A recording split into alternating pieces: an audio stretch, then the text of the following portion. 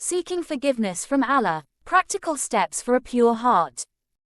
Benefits of seeking forgiveness. Seeking forgiveness brings peace, blessings, and an increased sense of humility.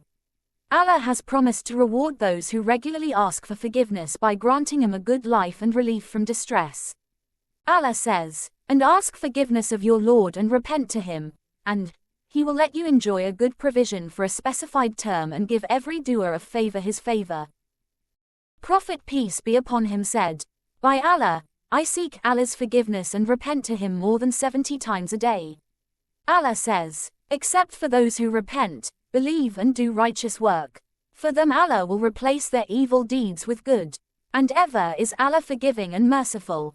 Conditions of true repentance. Islam teaches that for repentance to be accepted, it should meet certain conditions. Number 1, sincerity. The person must genuinely regret the wrongdoing. Number 2, immediate cessation. The individual should immediately stop the sinful act. Number 3, firm resolve. There should be a strong determination not to return to the sin. Number 4, restitution. If applicable. If the sin involved harm to another person, efforts should be made to make amends.